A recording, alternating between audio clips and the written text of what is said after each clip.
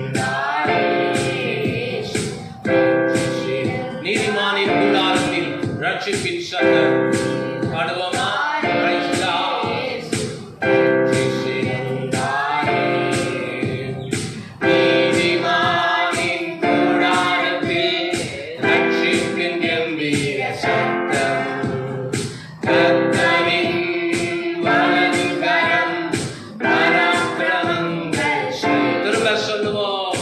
நீதிமானின் கூடாரத்தில் ரட்சிப்பின் கெம்பீர சத்தம். கரங்களை தட்டி கர்த்தரின் வலது கரம் பராக்கிரமங்கள் செய்யும் மிகவும் உயர்ந்துள்ளது. பராக்கிரமம் செய்கின்ற சொல்லுங்க உயர்ந்துள்ளது.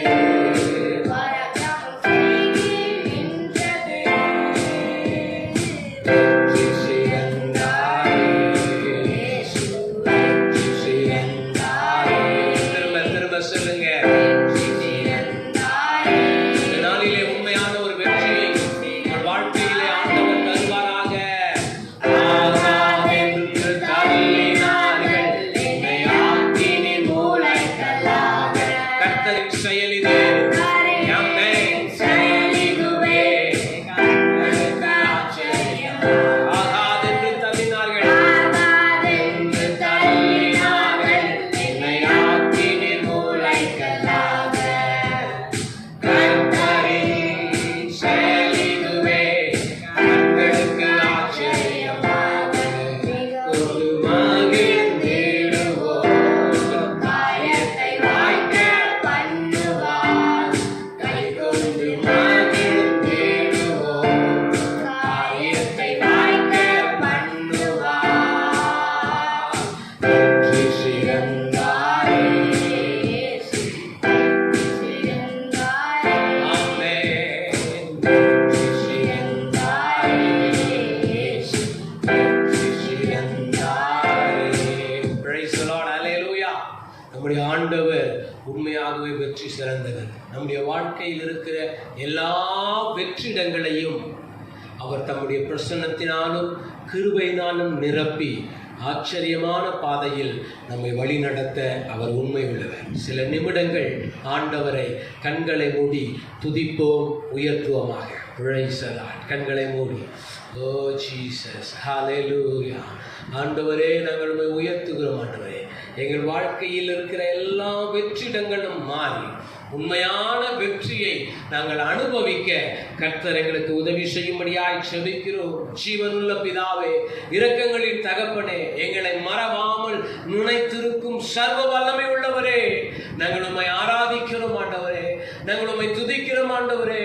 நாங்கள் உம்மை மகிமைப்படுத்துகிறோம் ஆண்டவரே. நீர் வல்லமை உள்ளவர், நீர் மாட்சிமை நிறைந்தவர், நீர் கிருபை உள்ள தேவன், சர்வ லோகத்திற்கும் சர்வ அதிகாரம் படைத்திருக்க எங்கள் நீதி உள்ள பிதா. உம்மை நாங்கள் துதிக்கிறோம், ஸ்தோத்திரிக்கிறோம் ஆண்டவரே. சொல்ல முடியுமா? நம்முடைய வாழ்க்கையில எல்லா நிலைகளிலும் நம்மை ஆதரிக்கிறவர் நம்முடைய இயேசு. நமக்கு ஆறுதலாய் இருக்கிறவர் நம்முடைய இயேசு. நம்மை விசாரிக்கிறவர் நம்முடைய இயேசு. நம்மை கைவிடாமல் வழி நடத்துகிறவர் நம்முடைய இயேசு. Praise the Lord. Hallelujah. Oh Jesus. Hallelujah. அன்பான தேவன் என்னோடு வருவார், அது போதும் என் வாழ்விலே. எத்தனை பேர் சொல்ல முடியும்? அன்பான தேவன் என்னோடு வருவார், அது போதும் என் வாழ்விலே. மாறாவின் நீரை, மாறாவின் நீரை, ஆமென், என் இயேசு என்னோடு நீர். அப்பா, நீர் ஆண்டவரே, மாறாவின் நீரை மாற்றும், என் இயேசு என்னோடு நீர். பரிசுத்தமுள்ள தகப்பனே, இந்த விசேஷித்தமான நாளிலும் உம்மை நோக்கி இன்றுவரை நாங்கள் வந்திருக்கிறோம். தொடர்ந்து எங்களோடு இடைப்படுவீராக. வசனத்தை தியானிக்க உதவி செய்வீராக. உடைய கரத்தை அர்ப்பணிக்கிறோம். இயேசுவின் மூலம் ஜெபிக்கிற நல்ல பிதாவே, ஆமென். ஆண்டவருடைய நாமம் மகிமைப்படுவதாக. இந்த நாளிலும் ஆண்டவருடைய வசனத்தை நாம் தியானிக்க கவனத்தை செலுத்துவோமாக. இந்த நாளிலே நான் கொடுக்க போகிற செய்தியின் தலைப்பு, நம்முடைய துக்கங்கள் மாற என்ன செய்ய வேண்டும். மனிதனுடைய வாழ்க்கையில எவ்வளவு பெரிய அந்தஸ்தில் இருந்தாலும் அவனுக்கு துக்கம் வருவதை தடுக்க முடியாது. எவ்வளவு பெரிய உயர்ந்த நிலையில் இருந்தாலும் அவனுக்கு துக்கம் வருமானால், வேதனை வருமானால் இடர்களும் பிரச்சனைகளும் அவனை சூழ்ந்து நிற்குமானால் அவன் நிம்மதியை இழந்து விடுகிறான். 3 விதமான மக்கள் கூட்டத்தை இந்த சமூகத்திலே நாம் பார்க்க முடியும். தாங்க முடியாத துக்கமும் வேதனையும் வருத்தமும் வரும் பொழுது முதலாவது கூட்டத்தார் துவண்டு போய் விடுகிறார்கள்.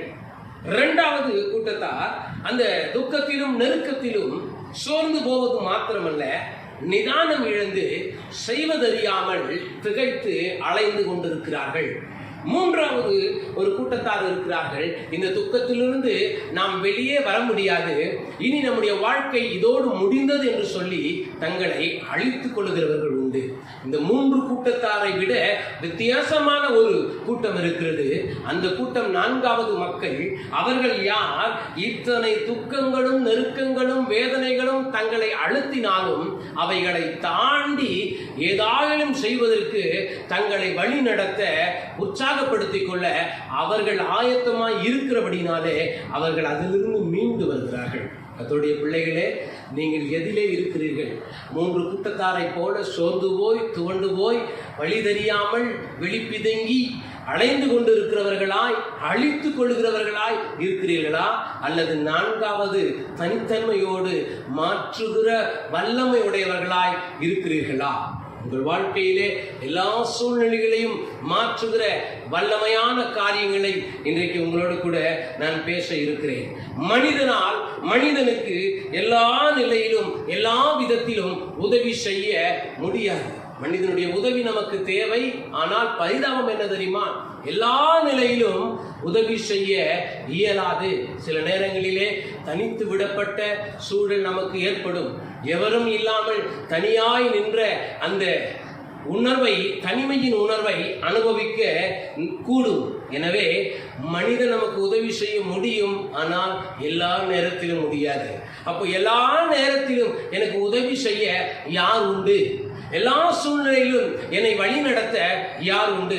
எல்லா காரியத்திலும் எனக்கு வழிகாட்ட யார் உண்டு என்று நாம் ஆராய்ந்து பார்த்தால் வேதம் சொல்கிறது, மனிதனை படைத்த, மனிதனை நேசித்த, மனிதனுக்காக இந்த பூமியிலே மனிதனாக வந்து மரித்து அடக்கம் பண்ணப்பட்டு 3ஆம் நாள் உயிரோடு எழுந்த இயேசு கிறிஸ்துவால் எல்லாம் கூடும். வேதம் சொல்லுகிறது, அவரால் செய்யக்கூடாத அதிசயமான காரியம் ஒன்றுமில்லை. தேவனால் எல்லாம் கூடும். எனக்கு அன்பான கர்த்தருடைய பிள்ளைகளே, இந்த நாளிலும் ஆண்டவருடைய வசனத்தை கேட்கிற உங்களுடைய வாழ்க்கையிலே இயலாதவைகளை, உங்களால் இயலாமல் நின்று போனவைகளை உங்களுக்காக ஆச்சரியமான முறையிலே ஆண்டவர் உதவி செய்து உங்கள் வாழ்க்கையிலே அற்புதங்களை காண செய்வாராக.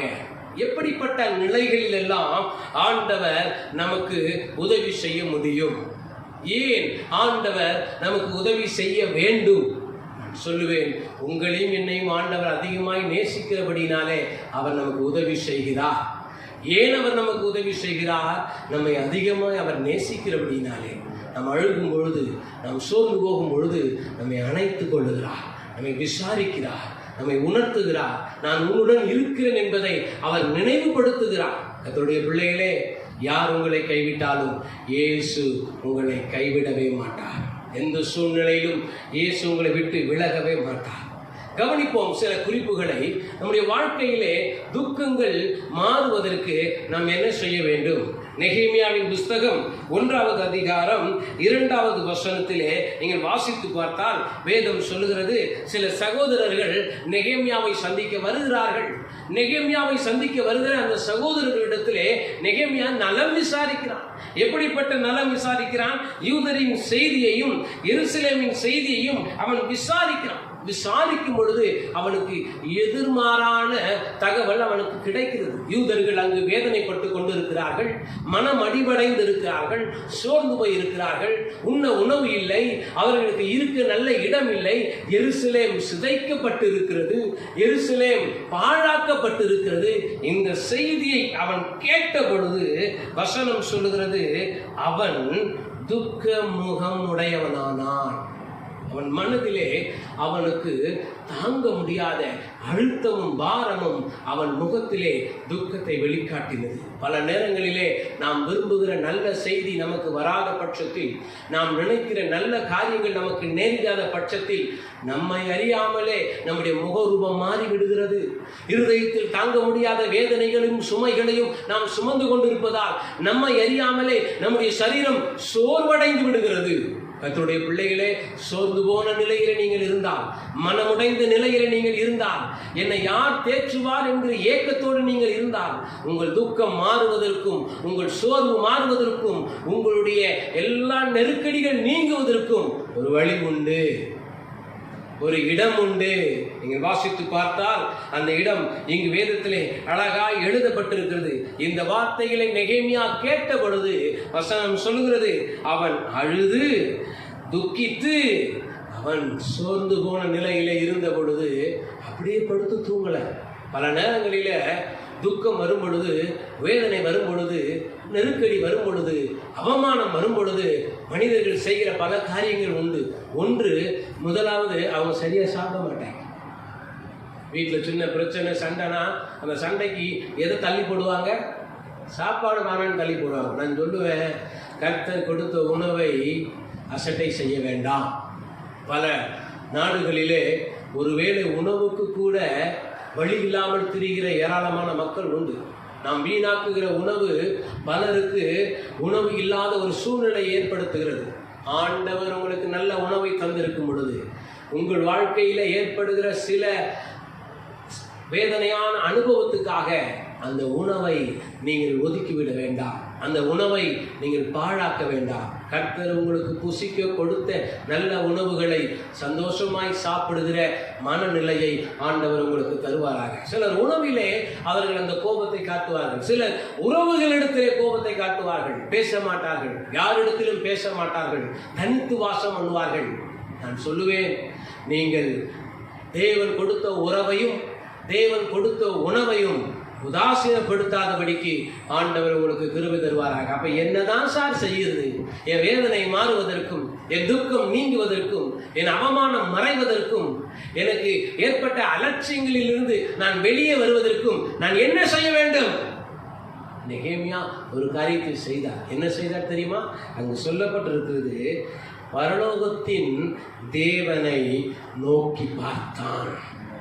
உங்க வாழ்க்கையில ஆண்டவரை நோக்கி பார்க்கிற அனுபவத்தை பெற்றுக் கொள்ளுங்கள். அன்றாடும் ஆண்டவரை நோக்கி பாருங்கள். அதிகாலையிலே தேவனை தேடுங்கள். நேரம் கிடைக்கும் பொழுதெல்லாம் கர்த்தரோடு பேசுங்கள். உங்கள் வார்த்தையை யார் கேட்க தவறினாலும் நீங்கள் அப்பா என்று கூப்பிட்டால் அடுத்த கணமே அவர் உங்களிடத்திலே இருப்பதை உங்களால் உணர முடியும். உங்கள் வார்த்தையை ஒருபோதும் அவர் தள்ளுவது இல்லை. மனிதன் நம்மை உதாசீனப்படுத்தலாம், நம்மை அவமானப்படுத்தலாம், நம்மை நிந்திக்கலாம், நம்மை ஏளனமாய் பேசலாம், தூஷிக்கலாம், தூற்றி போடலாம் நம்முடைய வார்த்தைகளை வைத்து நம்மை. ஆனால் தேவன் நம்மை ஒருபோதும் கைவிடவே மாட்டார். வசனம் சொல்கிறது, அவர் நம்மை உள்ளங்கையிலே வரைந்திருக்கிறார். அவர் நம்மை உள்ளங்கையிலே வரைந்திருக்கிறார். நம்மோடு கூட இருக்கிறேன் என்று வேதம் சொல்கிறது. நான் உன்னுடனே கூட இருக்கிறேன் என்று ஆண்டவர் சொல்கிறார். என்னோடு கூட இருக்கிற அந்த தேவனிடத்திலே நாம் பேசுவதுதான் நல்லது.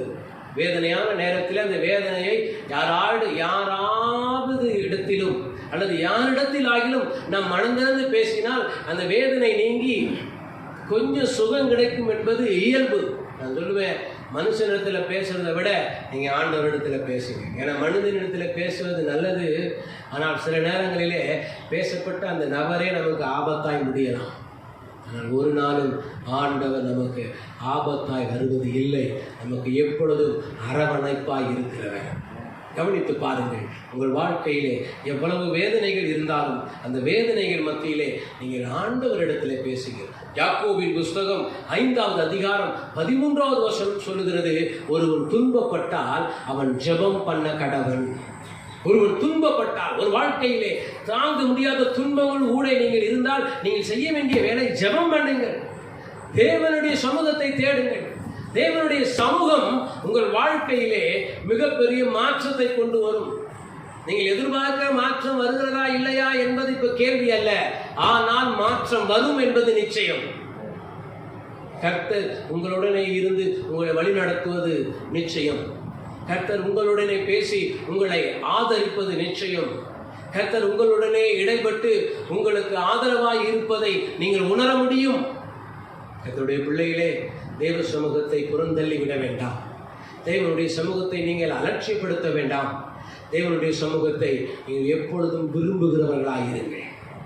நெகேமியா அவ்வளவு நெருக்கத்தை அறிந்த பொழுது, அவன் மனம் துக்கம் அடைந்த பொழுது, அவன் உபவாசம் செய்து தேவ சமூகத்திலே தேவனை நோக்கி மன்றாடினான், ஜெபம் பண்ணினான், தேவ முகத்தை தேடினான்.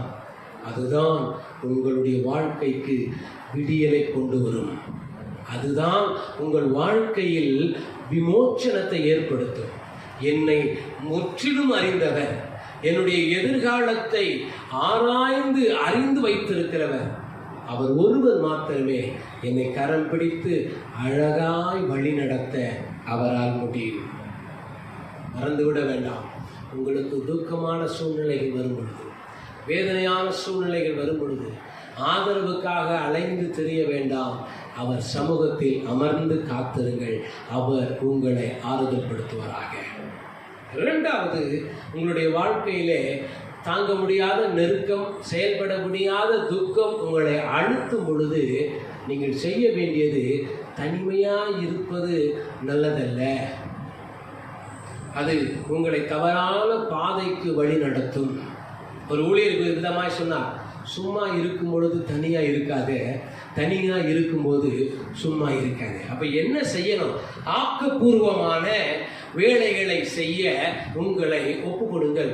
உற்சாகமான வேலைகளை செய்வதற்கு உங்கள் மனதை நீங்கள் அர்ப்பணியுங்கள். நெகேமியா இந்த நெருக்கத்தின் மத்தியிலும் ராஜாவுக்கு செய்ய வேண்டிய வேலையை செய்ய அவன் தவறவில்லை. அவன் முகம் ஆடலாய் இருந்தது, ஆனால் அவனோ தன் வேலைகளில் கவனம் உள்ளவனாய் இருந்தான். முகம் ஆடலாய் இருந்தது, அவனோ ராஜாவுக்கு செய்ய வேண்டிய ஆயத்த பணிகளை செய்வதிலே அவன் உற்சாகம் உள்ளவனாய் இருந்தான். தன்னுடைய கடமையை செய்வதிலே அவன் கவனமாய் இருந்தான். எவ்வளவு வேதனைகள் உங்களை அழுத்தினாலும், எவ்வளவு துக்கங்கள் உங்களை நெருக்கினாலும், நீங்கள் செய்ய வேண்டிய கடமைகளையும் செய்ய வேண்டிய வேலைகளையும் உற்சாகமாய் செய்ய உங்களை ஒப்புக்கொடுங்கள். அதுதான் உங்களை அந்த நெருக்கடியிலிருந்து மாற்றுவதற்கு உதவியாக இருக்கும். நெகேமியா செய்த ஆக்கப்பூர்வமான வேலை என்ன? ராஜாவின் இடத்தில் அவன் பானபாத்திரக்காரனாக இருந்தான். அரசாங்க உத்தியோகம் இருந்தது, நல்ல வருமானம் இருந்தது, அவனுக்கு உண்ண உணவோ இருக்க இடமோ உடுத்த உடையோ குறையில்லை. நீண்ட அழகான ஒரு வாழ்க்கை அவனுக்கு இருந்தது, எதிர்காலம் இருந்தது. ராஜாக்கள் மாறினாலும் அவனுடைய நிலை மாறாமல் அவன் ஐஸ்வர்யத்தை அனுபவிக்க முடியும். ஆனால் அந்த நேரத்திலே ராஜாவை சந்தித்த பொழுது அவன் ராஜாவினிடத்தில் பேசுகிறான். என்ன பேசுகிறான்? யோசித்து பாருங்கள். உங்களுடைய வாழ்க்கையிலும் என்னுடைய வாழ்க்கையிலும் இயேசு ராஜாவா இருக்கிறார். அவர் ராஜாதி ராஜா, அவர் கர்த்தாதி கர்த்தா, சர்வ லோகத்திற்கும் அதிகாரம் படைத்தவர், சர்வ வல்லமை உள்ளவர். இந்த தேவனிடத்திலே உங்கள் நெருக்கடியை நினைத்து, நெருக்கடியை குறித்து அவரோடு பேசுங்கள். பேச முடியும். பேசினால் அவர் பதில் தருவார். ஒரு மனிதனாக இருக்கிற மனிதனாக இருக்கிற இன்னொரு மனிதனாகிய ராஜாவினிடத்திலே பேசும் பொழுது ஒரு வழி பிறக்குமானா, இந்த உலகத்தை படைத்தவரும் உங்களையும் என்னையும் உருவாக்கினவரும் அதிகமாய் நேசிக்கிறவருமாகிய இயேசு நிச்சயம் நமக்கு ஒரு வழியை வைத்திருப்பார். இவன் ராஜாவினிடத்தில் பேசுகிறான். என்ன பேசுகிறான்? அங்கு சொல்லப்பட்டிருக்கிறது, ராஜா கேட்கிறார், உன் முகம் துக்கமாய் இருக்கிறது என்று அவர் சொன்ன பொழுது அவன் என்ன செய்கிறான்? ராஜாவின் இடத்திலே பேசுகிறான். என்ன பேசுகிறான்? ராஜாவை பார்த்து, ராஜாவே, உமக்கு சித்தமானால் நான் என் தேசத்திற்கு திரும்பி அந்த எருசலேமின் பட்டணத்தை கட்டும்படி எனக்கு அனுமதி தாரும். ஆச்சரியமான எதிர்பார்ப்பு அவனுக்கு இருந்தது. வில்லியம் கேரி என்கிற மிஷனரி விதமாய் சொல்லுகிறார், பெரிய காரியங்களை செய், தேவனுக்காக பெரிய காரியங்களை செய், தேவனிடத்திலிருந்து பெரிய காரியங்களை எதிர்பார் என்று சொல்கிறது போல இந்த நெகேமியா பெரிய காரியங்களை செய்வதற்கு தன்னை அர்ப்பணித்திருந்தான். அங்கு சொல்லப்பட்டிருக்கிறது, பட்டணத்தை கட்ட, எருசலேமின் பட்டணத்தை கட்டுவதற்கு அவன் அனுமதி கேட்கிறான். அங்க நீங்க பார்த்தீங்கன்னா அங்கு சொல்லப்பட்டிருக்கிறது, ராஜாவுக்கு சித்தமானால் அடியேனுக்கு உமது சமூகத்தில் தயை கிடைத்ததானால் எருசலேமில் என் பிதாக்களின் கல்லறை இருக்கும் பட்டணத்தை கட்டும்படிக்கு என்னை நீர் யூதா தேசத்திற்கு அனுப்பும்படி வேண்டிக் கொள்ளுகிறேன். யோசித்து பாருங்க, ஒரு பட்டணத்தை கட்டுகிற வேலை யாருடையது? அது ராஜாவின் வேலை. ஒரு பட்டணத்தை கட்டுகிற வேலை யாருடையது? இந்த ராஜாவில் இருக்கிற அமைச்சரவைகளின் வேலை. ஆனால் இவன் அந்த பொறுப்பை எடுத்துக் கொள்கிறான். கர்த்தருடைய பிள்ளைகளே, நீங்கள் ஜெபிக்கிறவர்களாக இருந்தால் நீங்கள் எடுத்து செய்கிற வேலையும் பெரியதாக இருக்கும்.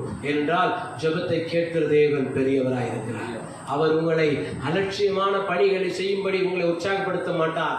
ஆச்சரியமான வேலைகளை செய்யும்படி உங்களை தகுதிப்படுத்த அவர் உண்மை உள்ளவராக இருக்கிறார். இவன் பட்டணத்தை கட்டுவதற்கு அனுமதி கோருகிறான். இவன் கேட்ட அனுமதி இவனுக்கு கிடைத்தது. இவன் கேட்ட அனுமதி இவனுக்கு கிடைத்தது. ஆண்டவரிடத்திலே நீங்கள் நம்பிக்கையோடும் விசுவாசத்தோடும் சோர்ந்து போகாமல் நீங்கள் எதை கேட்டாலும் அதை உங்களுக்காகவும் தேவனுடைய நாமத்தின் மகிமைக்காகவும் செய்ய அவர் உண்மை உள்ளவர். நீங்கள் கேட்பதிலே தேவ நாமம் மகிமைப்படுமா என்பதை மாத்திரம் ஆராய்ந்து பாருங்கள். சுயநலத்தோடு மோசமான எண்ணத்தோடு ஆண்டவரிடத்தில் எதை கேட்டாலும் அவர் நமக்கு தர மாட்டார். நம்முடைய தேவன் அநியாயத்திற்கு துணை போகிறவர் அல்ல. நம்முடைய தேவன் அக்கிரமத்துக்கு துணை போகிறவர் அல்ல. நம்முடைய தேவன் நீதியின் தேவன், நீதியுள்ள தேவன், நீதியுள்ள தேவன், நீதியுள்ள பிதா. நியாயத்தின் செங்கோல், நீதியின் செங்கோல் அவர் கரத்தில் இருக்கிறது. எனவே நீங்கள் நியாயமானதை ஆண்டவரிடத்தில் கேட்கும் பொழுது அவர் உங்களுக்கு அதை தருவதில் மாற்றம் ஒன்றும் இல்லை. நல்லா கவனிங்க. இவன் கேட்ட அனுமதி கடிதம் இவனுக்கு கிடைக்கிறது. இவனுக்கு தேவையான பொருட்கள் இவனுக்கு கிடைக்கிறது. இவனுக்கு வழித்துணையாய் செல்வதற்கு ஆட்களும் இவனுக்கு வருகிறார்கள். இவ்வளவும் இவனுக்கு சாதகமாக இருந்தாலும் ஒரு சில நேரங்களிலே ஆபத்தான வேதனைகளும் இவனை பின்தொடர்கிறது. நீங்கள் 10வது வசனத்திலே பார்த்தால், சன்பலாத்தும் தோபியாவும் இஸ்ரவேல் புத்திரரின் நன்மையை விசாரிக்க ஒருவன் வந்தான் என்று அவர்களுக்கு அறிந்த பொழுது அவர்களுக்கு அது விசனமாய் இருந்தது என்று வேதம் சொல்கிறது. நன்மையை செய்வதற்கு நீங்கள் முற்படும் பொழுது, நன்மையான காரியங்களை செய்வதற்கு நீங்கள் உங்களை ஒப்பு கொடுக்கும் பொழுது ஒரு சிலர் அதை விரும்ப மாட்டார்கள். விரும்பாதவர்களுக்காக நீங்கள் வருத்தப்பட வேண்டாம். புரிந்து கொள்ளுங்கள். நீங்கள் செய்யும் நன்மையை ஏற்றுக்கொள்ளாதவர்களுக்காக நீங்கள் வருத்தப்பட வேண்டாம். நீங்கள் செய்ய வேண்டிய நன்மையை தொடர்ந்து செய்யுங்கள். கர்த்தர் உங்களுக்கு உதவி செய்வாராக. எருசலேமுக்கான நன்மையை தேடி நெகேமியா புறப்பட்டு வரும் பொழுது அதை விரும்பாத ஒரு கூட்டம் அங்கே இருக்கிறது. அந்த கூட்டத்துக்காக நெகேமியா சோர்ந்து போகவில்லை. திரும்பி தன் பயணத்தை முடித்து திரும்பவில்லை. அவன் எடுத்த நன்மையை செய்து முடிக்க, அவன் மனதில் உற்சாகம் அடைந்து செய்ய அவன் அர்ப்பணித்த வேலையை நேர்த்தியாய் செய்து முடிப்பதற்கு அவன் இன்னும் அதிக தீவிரமாய் புறப்பட்டு போனதை நாம் இங்கே பார்க்க முடியும். ஒரு கூட்ட மக்கள் உங்களை ஏற்றுக்கொள்ளாமல் இருந்தாலும் பெரிய கூட்டம் உங்களை ஆதரிக்கும்படி காரியங்களை கர்த்தர் மாற்றி அமைப்பார். 18வது வசனம் அங்கு சொல்லுகிறது, 2வது அதிகாரம் 18வது வசனம் சொல்லுகிறது, என் தேவனுடைய கரம் என் மேல் நன்மையாய் இருக்கிறதையும் ராஜா என்னோடு சொன்ன வார்த்தைகளை அவர்களுக்கு அறிவித்தேன். அவர்கள் எழுந்து கட்டுவோம் வாருங்கள் என்று சொல்லி அந்த நல்ல வேலைக்கு தங்கள் கைகளை திடப்படுத்தினார்கள். அல்லேலூயா. ஒரு சிலர் தாங்க எதிர்ப்பாங்க, ஒரு சிலர் தான் அலட்சியப்படுத்துவாங்க. ஆனால் உங்களை அரவணைக்கிற, உங்களை ஏற்றுக்கொள்ளுகிற பெரிய திரள் கூட்டத்தை கர்த்தர் வைத்திருக்கிறார். அந்த கூட்டத்தை பார்க்க உங்கள் கண்களை கர்த்தர் ஆசீர்வதிப்பாராக. அல்லேலூயா. என்னை விசாரிக்கிற மக்களையும் என்னை நேசிக்கிற கரங்களையும் காணும்படியான கண்களை ஆண்டவர் நமக்கு தருவாராக. நெகேமியா அதை பார்த்தான். எதிர்க்கிறவர்களை பார்த்து ஏமாந்து போகவில்லை, நேசிக்கிறவர்களை பார்த்து உற்சாகம் அடைந்தான். இன்னும் தீவிரமாய் வேலை செய்ய தன்னை அர்ப்பணித்தான். இதுதான் துக்கத்தை மாற்றுகிற வழி. எதிர்க்கிறவர்களை பார்த்தால் இன்னும் துக்கப்பட நேரிடும். எதிர்க்கிறவர்களை பார்த்தால் இன்னும் சோர்ந்து போக நேரிடும். எதிர்க்கிறவர்களை பார்த்தால் இன்னும் விசனமடைய தோன்றும். ஆனால் உங்களை ஆதரிக்கிற உள்ளங்களையும் உங்களை நேசிக்கிற கரங்களையும் நீங்கள் கவனிக்கும் பொழுது நீங்கள் உற்சாகம் அடைய முடியும். ஆண்டவர் அப்படிப்பட்ட கரங்களை இன்று முதல் பார்க்க உதவி செய்வாராக. உங்கள் வாழ்க்கையிலே உங்களின் நன்மையை விசாரிக்கிற உள்ளங்களை நீங்கள் கண்டுபிடிக்க கர்த்தர் உங்களுக்கு கிருபை தருவாராக. ஆண்டவர் அப்படிப்பட்ட அற்புதங்களை உங்களுக்கு செய்வாராக. உங்களுடைய வாழ்க்கையிலே நீங்கள் சோர்ந்து போக வேண்டாம், சோர்ந்து போக கூடாது. ஏன் தெரியுமா? நாம் சோர்ந்து போவோமானால் நம்முடைய பலன் குன்றி போய்விடும். சோர்ந்து போகும் பொழுது நாம் எதையும் செய்ய முடியாது, சரீரம் நமக்கு ஒத்துழைக்காது. எனவே அந்த சோர்விலிருந்து விலகி வர, மீண்டு வர தேவன் நமக்கு உதவி செய்வாராக. மறந்துவிட வேண்டாம், உங்களுடைய வாழ்க்கையிலே ஆண்டவர் உங்களுக்கு உறுதுணையாக இருக்கிறார். அவர் சமூகம் உங்களுக்கு நன்மையானதை கொண்டு வரும். இரண்டாவது, உங்களுடைய வாழ்க்கையிலே நீங்கள் ஆக்கப்பூர்வமானவைகளை சிந்தித்து தேவனிடத்திலே மேன்மையானவைகளை செய்வதற்கு ஒப்புதல் வாங்கி உற்சாகமாய் உங்கள் வேலைகளை செய்ய உங்களை ஒப்புக்கொடுங்கள். மூன்றாவது, கடின உழைப்பும் விடாமுயற்சியும் உங்களுக்கு அவசியமாக இருக்கிறது. சூழ்நிலைமைகளை மாற்றுவது லேசான காரியம் அல்ல, அதற்கு கடின உழைப்பு தேவை. என்ன உழைப்பு வேணும்? கடின உழைப்பு வேணும்.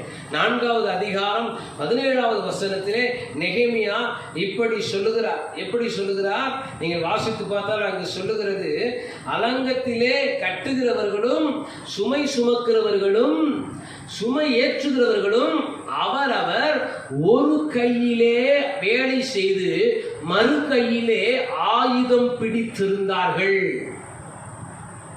யோசித்து பாருங்களேன். ஒரு கையில கரண்டியை பிடிச்சுக்கிட்டு கொத்தனார் வேலை பார்க்குறாங்க, மறு கையில கத்தியை பிடிச்சுக்கிட்டு தனக்கு தானே பாதுகாப்பா இருக்கிறார்கள். ஏன்னா சத்ருவின் சூழ்ச்சி பெரியதாக இருக்கிறது. சத்ருவோடு கூட போரிடுவதற்கு தன்னையும் ஆயத்தப்படுத்துகிறார்கள். அதே நேரத்திலே மறுகரமாக தன்னுடைய வேலையை செய்வதிலும் அவர்கள் உற்சாகமாக இருக்கிறார்கள். இதுதான் விடாமுயற்சியும் கடின உழைப்பும். எந்த சூழ்நிலையிலும் உங்களுடைய முயற்சியை கைவிட வேண்டாம். எந்த சூழ்நிலையிலும் கடினமாக உழைக்க நீங்கள் ஆர்வமுள்ளவர்களாக இருங்கள். ஒரு முறை முயற்சி செய்தீர்கள், மறுமுறை முயற்சி செய்தீர்கள், ஆனால் தோல்வி வந்துவிட்டது என்று சோர்ந்து போக வேண்டாம். உங்கள் தோல்விகளை எல்லாம் வெற்றியாய் மாற்ற கர்த்தர் உங்களுக்கு உதவி செய்வாராக. உலக மக்களிலே அதிக புஸ்தகங்களை எழுதினவர்களுடைய கருத்துக்கள் இப்படி சொல்லுகிறது. சோர்ந்து போகாமல் நாம் இருப்போமானால் நாம் வெற்றியை அடைய முடியும். வெற்றியை அடைய முடியும். தோல்வி என்பது ஒரு மனிதனுடைய வாழ்க்கையில் எப்பொழுது வருகிறது என்றால், என்றைக்கு அவன் முயற்சியை நிறுத்துகிறானோ அன்றைக்கு தான் அவன் தோல்வியை சந்திக்கிறான். அதுவரை அவனுக்கு வருவது தோல்வி அல்ல என்று அறிஞர்கள் சொல்லுகிறார்கள். கர்த்தருடைய பிள்ளைகளே, உங்களுடைய வாழ்க்கையிலே விடாமுயற்சி இருக்கிறதா? உங்களுடைய தொழிலிலே, உங்களுடைய வியாபாரத்திலே, உங்களுடைய குடும்ப காரியங்களிலே நீங்கள் ஒழுங்கு செய்கிற எல்லா அமைப்புகளிலும் விடாமுயற்சியோடும் கடின உழைப்போடும் முழு கவனத்தோடும் தீவிரமாய் வேலை செய்ய நீங்கள் ஆயத்தமாய் இருங்கள். 21வது வசனம் 4வது அதிகாரத்திலே இப்படி சொல்லுகிறது, நாங்கள் வேலை செய்து கொண்டிருந்தோம், அவர்களிலே பாதி பேர் கிழக்கு வெளுக்கும் நேரம் முதல் நட்சத்திரம் காணும் மட்டும் ஈட்டியை பிடித்திருந்தார்கள். அட்டேங்கப்பா, காலையிலிருந்து சாயங்காலம் வரைக்கும் வேலை செய்கிறவர்களுக்கு பாதுகாப்பாக ஈட்டியை பிடித்து பக்கபலமாக நின்று கொண்டிருந்தார்கள். கடின உழைப்பு, விடாமுயற்சி, எவ்வளவு தடைகள் வந்தாலும் எடுத்த வேலையை நேர்த்தியாய் செய்து முடிக்க வேண்டும் என்கிற அந்த கவனம் இருந்தபடினாலே சோர்வு அவர்களை மேற்கொள்ளவில்லை. துக்கம் அவர்களை செய்வதறியாமல் திகைத்து நிற்க அவர்கள் பக்கத்தில் துக்கத்தால் நெருங்க முடியவில்லை. உங்கள் வாழ்க்கையிலே நீங்கள் எப்படி துக்கத்துக்கு இடம் கொடுத்து, சோர்வுக்கு இடம் அளித்து, துவண்டு போய் சுருண்டு போய் படுத்து கிடக்கிறீர்களா? தூசியை தட்டி விட்டு எழுந்து நின்று கடின உழைப்போடு விடாமுயற்சியோடு உற்சாகமாய் வேலை செய்து உங்களை துரத்தின துக்கத்திற்கு நீங்கள் துக்கம் கொடுக்க விரும்புகிறீர்களா? உங்கள் கரத்தில் இருக்கிறது. சோம்பேறியினுடைய கைகளை கர்த்தர் ஆசீர்வதிப்பது இல்லை. சோம்பேறி தன் தட்டில் இருக்கிற உணவை எடுத்து வாயில வைப்பதற்கே சங்கடப்படுவானாம். யோசித்து பாருங்களேன். உங்களுடைய வாழ்க்கையிலே கர்த்தர் சுறுசுறுப்பை தருவாராக, உற்சாகத்தை தருவாராக, விடாமுயற்சியை தருவாராக. கடின உழைப்பை தருவாராக, மனதில் ஒரு உற்சாகத்தை தருவாராக. அங்கு சொல்லப்பட்டிருக்கிறது 23வது வசனம் சொல்லுகிறது, எங்கள் வஸ்திரங்களை களைத்து போடாதிருந்தோம். எனி டைம், ஆல்வேஸ், 24/7 என்று சொல்கிறது போல எப்பொழுதுமே அவங்க டியூட்டியில இருக்கிறது போலவே இருந்தாங்க. அவங்களுடைய வாழ்க்கையில் ஓய்வு அவசியம். நான் இல்லை என்று சொல்லவில்லை, ஆனால் ஒரேடியாய் ஓய்ந்து விடக்கூடாது. உற்சாகமாய் செயல்பட ஆண்டவர் உதவி செய்வாராக. 4வது, உங்களுடைய வாழ்க்கையிலே எல்லா நிலைகளிலும் நீங்கள் மீண்டு வருவதற்கு, நெருக்கடிகளை தாண்டி நீங்கள் சாதிப்பதற்கு நீங்கள் செய்ய வேண்டிய மிக முக்கியமான ஒரு காரியம், உங்கள் பொறுப்புகளை உணர்ந்து முறை அறிந்து செயல்பட கர்த்தர் உங்களுக்கு உதவி செய்வாராக. முறை அறிந்து, என்ன அறிந்து? முறை அறிந்து. நல்லா கவனிங்க. முறை அறிந்து என்று சொன்னால் நீங்கள் புரிந்து கொள்வதற்காக நான் விவரிக்கிறேன். காற்றை பார்க்கிறவன் விதைக்க மாட்டான். காலம் அறிந்து, நேரம் அறிந்து பயிர் செய்ய, விதைக்க ஆண்டவர் நமக்கு உதவி செய்வாராக. நம்முடைய கடமைகளை உணர்ந்து கவனமாய் வேலை செய்ய கர்த்தர் நமக்கு கிருபை தருவாராக. இதுதான் நம்முடைய துக்கத்தை மாற்றும். இல்லைன்னா இன்னும் துக்கம் தான் வரும். மழை வருதுன்னு தெரியுது, அந்த நேரம் மொட்டை மாடியில் போய் வத்தலை காய வச்சு அப்படி இருக்கும். அது நனைந்து கரைந்து காணாமல் போய்விடும். ஐயோ போட்டதை காணுமோன்ற துக்கம் இன்னும் என்ன செய்யும்? நம்மை வேதனைப்படுத்தும். அப்போ காலம் அறிந்து, நிலை அறிந்து, நேரம் அறிந்து செயல்படுவது நம்முடைய வேதனையை மாற்ற வகை செய்யும். அல்லேலூயா. புரிஞ்சு கொண்டிருப்பீங்க நான் நம்புறேன். கவனிங்க, இங்க நெகேமியா சொல்லுகிறார், 13வது அதிகாரம் 30வது வசனம் மிக அழகாய் அவர் விவரிக்கிறார். அந்த வசனத்தை நீங்கள் பார்த்தால், குறிக்கப்பட்ட காலங்களிலே செலுத்த வேண்டிய விறகு காணிக்கையையும் முதற் பலன்களையும் குறித்து திட்டம் பண்ணினேன். என் தேவன் எனக்கு நன்மை உண்டாக என்னை நினைத்தருளும் என்று அவன் ஜெபம் செய்து, அங்கு சொல்லப்பட்டிருக்கிறது, அவரவர் வேலைகளிலே அவர்களை முறையிலே நிறுத்தினார். 29வது வசனம் கடைசி, 30வது வசனத்தின் கடைசி பகுதி சொல்லுகிறது, அவரவரை அவர்கள் வேலையின் முறைகளிலே நிறுத்தி. அவங்கவுங்க ரோலை அவங்கவுங்க கரெக்டாக செய்யணும். ரோலை மாற்றி செஞ்சாலே எல்லாமே குழப்பம்தான். சொல்றது உங்களுக்கு புரியும் நினைக்கிறேன். உங்கள் வேலை என்ன? குடும்பத்திலே, நிர்வாகத்திலே, ஒரு அமைப்பை இயக்குவதிலே சில பொறுப்புகள் உண்டு. அந்த பொறுப்பை பெற்றுக்கொண்டவர்கள் அந்த பொறுப்பில் இருந்து கவனமாய் முறையாய் வேலை செய்ய வேண்டும். இல்லை என்றால் அந்த பொறுப்பை நேர்த்தியாய் செய்ய முடியாது, அந்த அமைப்பை அழகாய் வழி நடத்த முடியாது. அப்போ ஒரு மனிதன், குடும்ப தலைவனுடைய பொறுப்பு என்ன?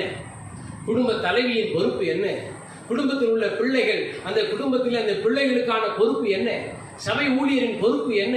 இவைகளை உணர்ந்து தெரிந்து இந்த குடும்பத்திலே நம்முடைய உறவுகள் மத்தியிலே நாம் நேர்த்தியாய் கவனமாய் செய்ய வேண்டியவைகளை செய்ய ஆண்டவர் நமக்கு உதவி செய்வாராக. ஒரு கிறிஸ்தவனாய் இந்த சமூகத்தில் நமக்கு செய்ய வேண்டிய ஏராளமான பொறுப்புகள் உண்டு. தேசத்தின் நன்மைக்காக நாம் போராட வேண்டும். தேசத்தின் நன்மைக்காக நாம் ஜெபிக்க வேண்டும். தேசத்தின் நன்மைக்காக நாம் செயல்பட வேண்டும். குடும்பத்துக்கு ஆற்ற வேண்டிய கடமைகள் உண்டு. அந்த ஒரு குடும்ப உறவுகளுக்கும் நட்புகளுக்கும் அண்டை வீட்டாருக்கும் நாம் காட்ட வேண்டிய அரவணைப்பு, அன்பு, இவைகளை சரியாய் செய்கிறோமா? நம்முடைய வாழ்க்கையிலே நம்மை நேசித்த ஏற்றுக்கொண்ட இயேசுவின் அன்பை பெற்றுக்கொண்ட நாம் நமக்கு அருகில் இருக்கிற எல்லோரையும் மனதார ஏற்றுக்கொள்ளுகிறோமா? அப்படி செய்வதுதான் நம்முடைய வாழ்க்கையில் நன்மையை கொண்டு வரும். நம்முடைய கவனம் சிதறாது நம்முடைய பொறுப்புகளை உற்று நோக்கி பார்க்க தேவன் நமக்கு கிருபை தருவாராக. நம்முடைய வாழ்க்கையிலே, நம்முடைய குடும்பத்திலே, நம்முடைய தொழில்களிலே, நம்முடைய வியாபாரத்திலே, நம்முடைய சமூகத்திலே தேவன் நமக்கு வைத்திருக்கிற எல்லா அங்கங்களிலும் அமைப்புகளிலும் கவனம் சிதறாமல் நம்முடைய பொறுப்புகளை நிறைவேற்ற ஆண்டவர் நமக்கு உதவி செய்வாராக. முறை தவறாது நாம் செய்ய வேண்டிய வேலையை செய்ய வேண்டிய நேரத்தில் செய்ய வேண்டும். மாறி மற்றவர்கள் செய்யும் இடத்திலே குறுக்கிட்டு அவர்களையும் விசனப்படுத்தி நமக்கும் விசனத்தை நாமே ஏற்படுத்தி எந்த ஒரு வேலையும் சரியாய் செய்ய முடியாது. கர்த்தருடைய பிள்ளைகளே, புரிந்து கொள்ளுங்கள். உங்கள் முறை, உங்கள் வரையறை எது என்று நீங்கள் குறித்து வையுங்கள். இதுதான் என்னுடைய வரையறை, இதை தாண்டி நான் செயல்பட முடியாது, செயல்படக்கூடாது என்கிற அந்த விசேஷித்த ஞானத்தை கர்த்தர் உங்களுக்கு தருவாராக. எல்லா வேலையும் செய்ய நமக்கு எல்லா அதிகாரமும் உண்டு. ஆனால் எல்லாம் நமக்கு தகுதியா இருக்குமா என்பதை ஆராய்ந்து பார்க்க ஆண்டவர் நமக்கு உதவி செய்வாராக. நன்மையானதை செய்ய எப்பொழுதும் ஆயத்தமாயிருங்கள். எவருக்கும் நன்மை செய்ய எப்பொழுதும் தீவிரமாயிருங்கள். அது நம்முடைய கடமை. வேதம் சொல்லுது, சோர்ந்து போகாமல் எப்பொழுதும் நன்மை செய்வோம். உற்சாகமாய் நாம் நன்மை செய்வோமாக. தேவனிடத்தில் நன்மையை பெற்றிருக்கிறோம். நம்முடைய ஆத்துமாவை கர்த்தர் ரட்சித்திருக்கிறார். ரட்சிப்பு இல்லாத ஆத்துமாக்களுடைய மனதை புரிந்து கொண்டு அவர்கள் இயேசுவை அடையாளம் காண்பதற்கு நாம் உழைப்போமாக. நம்முடைய குடும்ப பொறுப்புகளிலே, நம்முடைய வேலை ஸ்தலங்களிலே நமக்கு அனுமதித்த எல்லா பொறுப்புகளிலும் சரியானதை செய்வோமாக. நன்றாய் புரிந்து கொள்ளுங்கள். சரியானதை நாம் செய்யும் பொழுது ஒரு சூழ்நிலையிலும் நம்முடைய மனம் துக்கமடையாது. தவறானதை செய்துவிட்டால் இருக்கிற நிம்மதியும் போயிடும். அதனால உங்கள் நிம்மதியை நீங்கள் கெடுத்துடாமல் இருக்கணும்னா சரியானதை செய்யுங்க. நேர்மையான முறையிலே செய்யுங்கள். நேர் வழியிலே செய்யுங்கள். ஆண்டவர் உங்களுக்கு உதவி செய்வாராக. நான் முடிக்கப் போகிறேன். உங்களுடைய வாழ்க்கையிலே வெற்றிடம் இருந்தாலும், வேதனை இருந்தாலும், துக்கம் இருந்தாலும் அவைகளை மாற்றுகிற இடம் தேவ சமூகம். அவருடைய சமூகத்தை நாடுங்கள். ஒரு நாளைக்கு 1 மணி நேரமாகிலும் கர்த்தருடைய சமூகத்தில் செபியுங்கள். அட்லீஸ்ட் ஒரு 10 நிமிடமாகிலும் அவருடைய சமூகத்தில் அழுது நீங்கள் அவரை ஆராதியுங்கள். ஒரு 2 அதிகாரமாகிலும் வேதத்தை திறந்த இருதயத்தோடு வாசியுங்கள். கர்த்தர் உங்களோடு பேசுவதற்கு உங்கள் காதுகளுக்கு இடமளியுங்கள். உங்கள் இருதயத்தை அவரிடத்தில் திறந்து வையுங்கள். உங்கள் வெற்றிடத்தை அவர் மாற்றுவாராக. ஆக்கப்பூர்வமான வேலைகளிலே உங்கள் மனதை செலுத்துங்கள். சோர்ந்து போன நேரங்களிலே நீங்கள் தவறான எண்ணத்திற்கு உங்கள் மூளையை ஒப்பு கொடுக்காமல் ஆக்கப்பூர்வமான வேலைகளை செய்வதற்கு உங்கள் மனதை செலுத்துங்கள். கர்த்தர் உங்களுக்கு கிருபை தருவாராக. கடினமாக உழைப்பதற்கும் விடாமுயற்சியோடு போராடுவதற்கும் நீங்கள் ஆயத்தமாய் இருங்கள். 4வது, உங்களுடைய முறை அறிந்து, உங்களுடைய நிலை அறிந்து, உங்களுடைய கொடுக்கப்பட்ட பொறுப்புகளிலே உண்மை உள்ளவர்களாய் செயல்படுங்கள். கர்த்தர் உங்களை உயர்த்தி ஆசீர்வதித்து மேன்மைப்படுத்தி உங்கள் வேதனைகள் நீங்கி நீங்கள் சுகமாய் இருக்க கர்த்தர் உதவி செய்வாராக. யாப்பேஸ் என்கிற ஒரு சகோதரன் இவ்விதமாய் ஜெபிக்கிறான். ஆண்டவரிடத்தில் அவன் ஜெபிக்கும் பொழுது இப்படி ஜெபிக்கிறான், தீங்கு என்னை துக்கப்படுத்தாதபடிக்கு என்னை காத்தருளும் ஆண்டவரே. யோசித்து பாருங்களேன். துக்கம் வருவது தவிர்க்க முடியாது. ஆனால் அவைகளிலே நாம் அழிந்து போகாமல் இருக்க கர்த்தர் நமக்கு துணை செய்வாராக. கண்களை மூடி ஜெபிப்போம். பரிசுத்தமுள்ள ஆண்டவரே, யாப்பேஸ் ஜெபித்தது போல, நெகேமியா செயல்பட்டது போல எங்கள் வாழ்க்கையில் இருக்கிற வேதனைகளை மாற்றும் சக்தியை நாங்கள் பெற்றுக்கொள்ள எங்களுக்கு உதவி செய்யும் ஆண்டவரே. நம்முடைய கரத்தை அர்ப்பணிக்கிறோம். நீரே எங்கள் தேவன். தாவீது சொல்லுகிறான், நீர் எங்களுக்கு அடைக்கலம், நீர் எங்களுக்கு பாதுகாப்பு, நீர் எங்களுக்கு ஆண்டவரே ஆசீர்வாதம். நாங்கள் அதை உணர்ந்து மகிழ்ந்து இந்த பூமியிலே சந்தோஷமாக இருக்க உதவி செய்யும். இந்த செய்தியை கேட்ட யாவரும் அப்படியே செயல்பட்டு மகிழ்ச்சியோடு வாழ, அவர்களை பிடித்திருக்கிற அழுத்தி இருக்கிற வேதனை துக்கம் நீங்கி அவர்கள் இருதயம் லகுவாகி சந்தோஷத்தினாலும் பூர்ப்பினாலும் ஆனந்தத்தினாலும் நிறைந்திருக்க நான் வாழ்த்துகிறேன், ஜெபிக்கிறேன். கர்த்தர் உதவி செய்வீராக. இயேசுவின் மூலம் ஜெபிக்கிற நல்ல பிதாவே, ஆமென், ஆமென். God bless you. கர்த்தர் உங்களை ஆசீர்வதிப்பார்.